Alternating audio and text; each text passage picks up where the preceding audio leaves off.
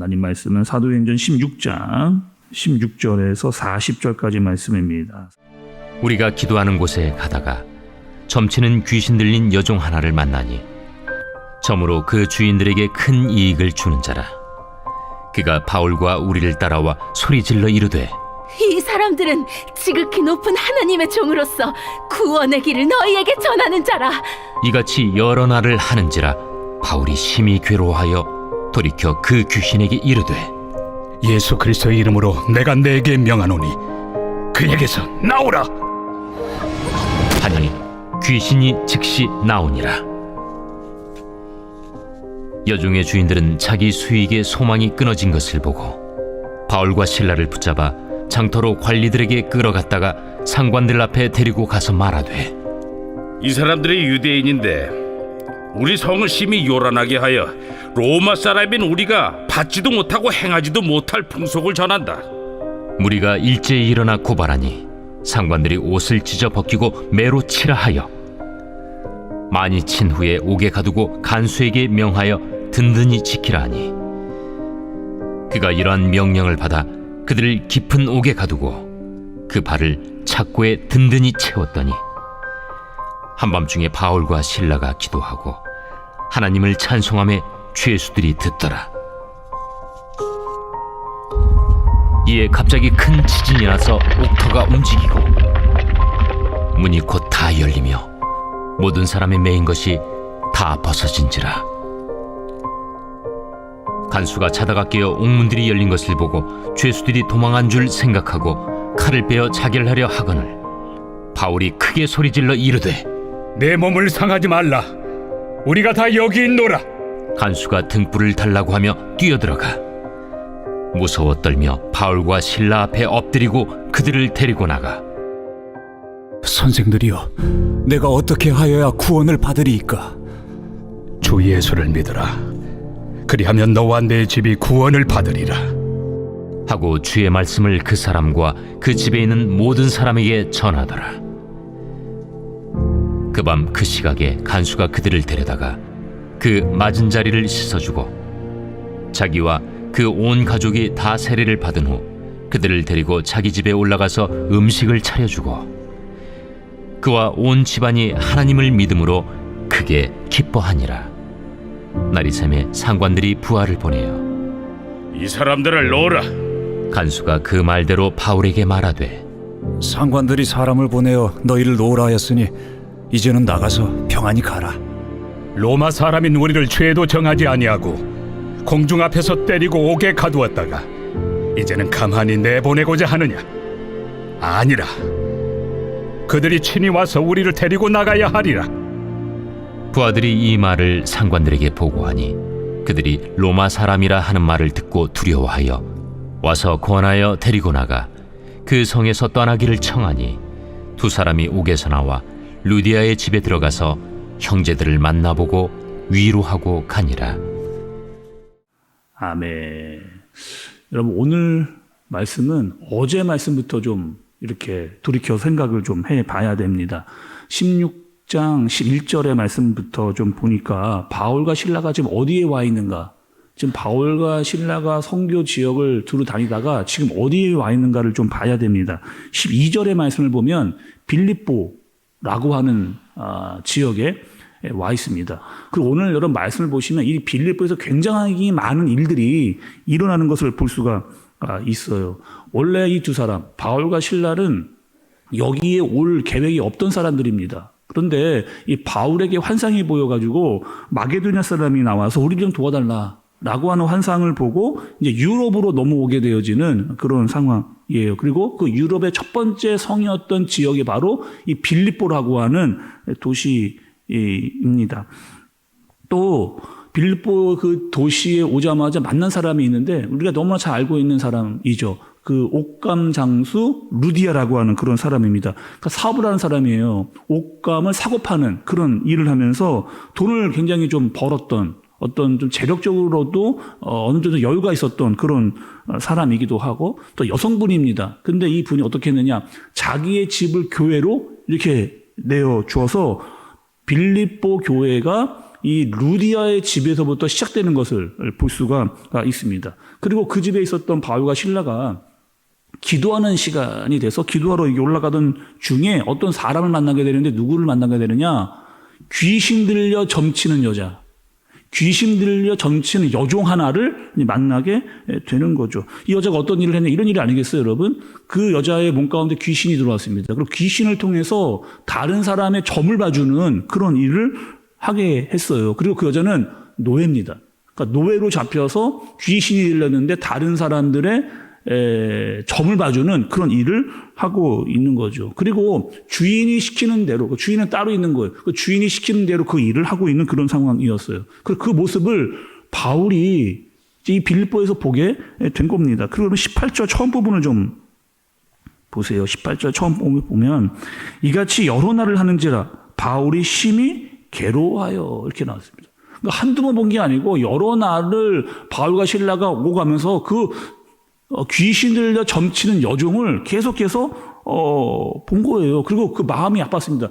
여러분, 왜 지금 바울이 지금 마음이 심히 괴로웠느냐? 그냥 그 여자 하나 때문이 아니에요. 물론 그 여자 때문에 본 이 빌립보가 영적으로 이렇게 무너져 있구나. 그 한 사람을 통해서 보여지는 이 빌립보의 영적 상태를 보게 된 겁니다. 사람들이 귀신에게 붙잡혀 있어요. 그리고 귀신에게 이용을 당하고 이용하면서 돈을 벌고 있는 그런 상황. 한 사람을 완전히 귀신이 잡고 또 그 여종을 사람들이 매수해서 돈벌이를 하고 있는 그런 영적인 상태를 보면서 바울이 굉장히 심히 괴로워하고 있는, 붕괴하고 있는, 결국에 어떻게 했느냐?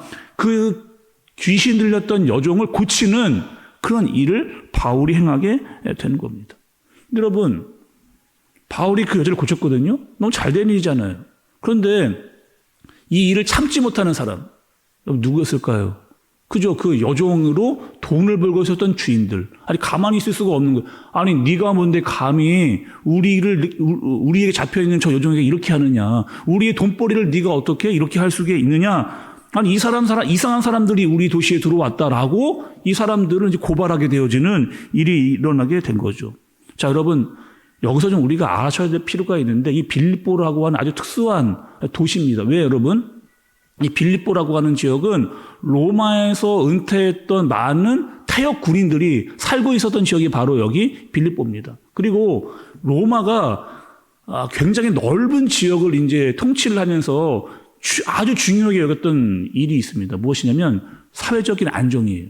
많은 나라를 점령하고 다스리다 보니까 각 나라에서 막 폭동이 일어나면 감당할 수가 없습니다. 그래서 이 로마가 각 지역에서 일어나는 폭동과 어떤 사회적인 무리에 대해서 아주 강력하게 대처하는 것을 볼 수가 있어요. 그러니까 지금 이 바울과 실라를 그렇게 몰아가는 거죠. 지금 사회적 무리를 일으킨 사람으로 막 몰고 가려고 하는 그런 움직임으로 사람들이 바울과 실라를 지금 고발하게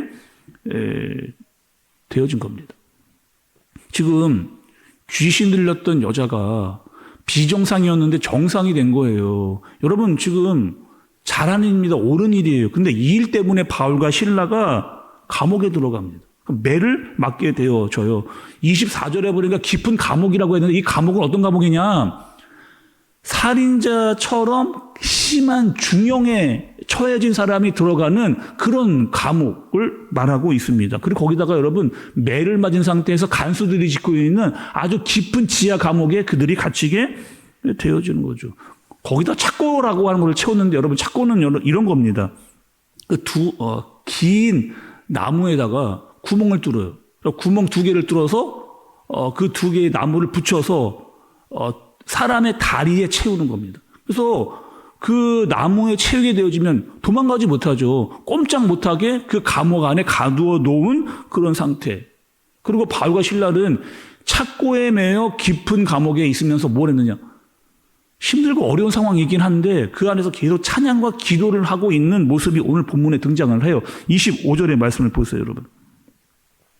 한밤중에 바울과 실라가 기도하고 하나님을 찬송하며 죄수들이 듣더라. 그러니까 지금 지하 감옥에 있는데 한밤중이고 심히 많이 맞은 상태로 어려운 가운데 있었지만 바울과 실라가 찬양과 기도를 멈추지 않고 있는 그런 상황. 근데 여러분 그 찬양과 기도를 하다가 어떤 일이 일어나는지 여러분 너무나 잘 아시잖아요. 26절을 보시기 바랍니다. 이에 갑자기 큰 지진이 나서 옥토가 움직이고 문이 다 열리며 모든 사람의 매인 것이 다 벗어진지라. 이렇게 바울과 기도하는데 큰 지진이 일어나고 감옥의 문이 열리고 찾고도 풀리게 되어진 그런 상황. 여러분 정상적이면 어떤 하는 거예요 지금? 바울과 실라가 빨리 도망가야 되는, 그 감옥에 나와서 도망가야 되는 그런 상황입니다. 그런데 바울과 실라가 그렇게 하지 않고 있는 모습을 볼 수가 있어요. 또 여러분 지금 제일 큰일 난 사람이 있습니다. 누구예요? 그 감옥을 지키던 간수. 그 간수가 제일 큰 일을 만난 거예요. 내가 지키고 있었던 죄수들이 지금 다 도망가 버린 상황. 근데 내일이 되면은 이 책임은 다 내가 져야 되는 그런 상황. 그래서 안 되겠다. 이 모든 책임을 내가 감당할 수 없어 스스로 이제 자결하려고 하는 그런 상황에 바울이 그 모습을 보고 그 간수에게 소리를 치는 거죠.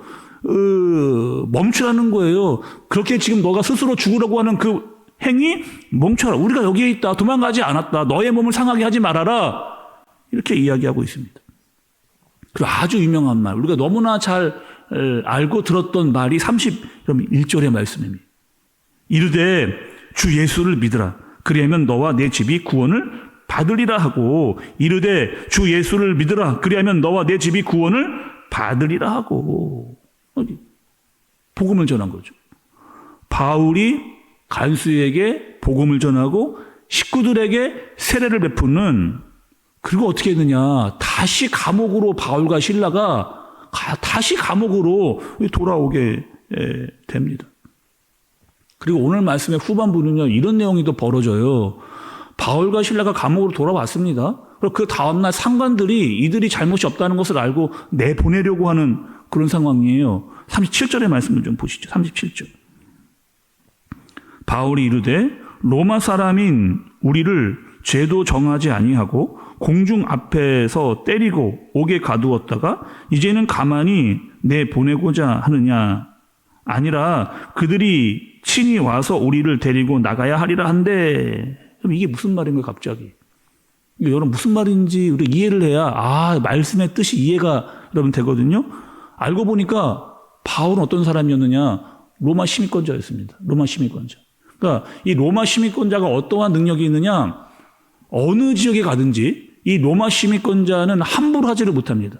그러니까 때려서도 안 되고 감옥에 가두어서도 안 되고, 이 로마의 어떠한 지시 없이 이렇게 하게 되면은 그렇게 한 사람에 대한 엄한 처벌을 하게 되어지는. 근데 지금 빌립보에 와서 이 사람들이 어떻게 했어요? 이 두 가지를 다 한 겁니다. 바울을 심하게 때렸고 감옥에 집어넣어 아무런 특별한 제목도 묻지 않은 채 이렇게 해버린 거죠. 그러니 상관들이 두려워하는 겁니다. 아니, 우리가 함부로 사람을 건드렸다는 거죠. 그 로마 시민권자인지를 모르고 우리가 이렇게 행했다는 겁니다. 근데 여러분, 여기서 좀 우리가 생각해 볼 필요가 있잖아요. 아니, 그러면은 바울이 처음부터 이 이야기를 하죠. 아니, 매 맞기 전에 이 이야기를 했어야 되는 거 아니에요? 아니, 매 맞기 전에 나 로마 시민권자다 이야기하고, 나 감옥에 갇히기 전에 나 로마 시민권자다 라고 했으면 매 맞지도 않고 감옥에 들어갈 필요도 없었을 겁니다. 근데 모든 지금 상황을 다 매도 엄청 맞고 감옥에 들어가기까지 한 다음에, 아니 이제 너희들 나가라고 하는데 그 차에 우리가 로마 시민권자다라고 하는 말하는 이유는 무엇인가? 고생과 아픔을 다 당한 다음에 내가 로마 시민권자라고 말하는 이유가 무엇인가? 잘 보라는 거죠. 너희들이 지금 어떻게 하고 있는가 잘 보라는 거죠. 지금 로마 시민권자인 우리도 이렇게 함부로 대했다면 지금 이 빌립보에 있는 사람들을 너희들이 얼마나 함부로 대하고 있느냐, 이거 잘 보라는 거예요. 그것을 바울이 자기가 가지고 있었던 로마 시민권을 사용해서 그들의 행태를 드러내고 있는 모습을 보게 되는 겁니다. 지금 바울은요, 자신이 가지고 있던 로마 시민권조차도 자신을 위해 사용하지 않고 있습니다. 다른 사람들을 위해서 사용하고 있는 거예요. 그리고 그들의 잘못들을 드러내고 있는 도시와 교회와 사람들을 향해서 이렇게 사용하고 있는 것을 보여주고 있는 거죠. 여러분, 우리도요, 시민권자입니다. 시민권자예요, 우리도 여러분. 로마 시민권자 아니고요. 우리 어떤 시민권자냐? 하나님 나라의 하늘 시민권자입니다. 그러면 여러분 우리는 어떻게 살아야 될까요? 때로는 믿는 것 때문에 믿는 자로서 애매한 고난을 바울과 신라처럼 당할 때도 있죠. 믿는 자이기 때문에 당하는 어려움이 우리 가운데 있습니다. 그런데 세상 사람처럼 살지 않고 세상과 비교하지 않고 주눅들지 않고 소신 있게 당당할 수 있는 그 이유가 있습니다. 무엇이냐면 우리는 하나님의 사람이기 때문에 우리가 가지고 있는 그 하늘의 시민권을 가지고 교회와 성도를 위해 살아가는 그런 사람들이기 때문에 그렇게 쓰임받을 수 있는 저와 여러분들 되어지시기를 예수님의 이름으로 축복합니다. 기도하겠습니다. 하나님 아버지, 오늘 바울과 실라를 보게 됩니다. 그들은 애매한 고난을 당했습니다. 그러나 그 고난 중에 기도했고 찬양했습니다. 그리고 로마 시민권까지도 다른 이들을 위해 사용하는 모습을 보게 됩니다. 하나님, 우리도 하늘 시민으로 당당하게 교회와 또 성도들을 위해 살아갈 수 있도록 인도하여 주옵소서. 예수님의 이름으로 기도드리옵나이다. 아멘.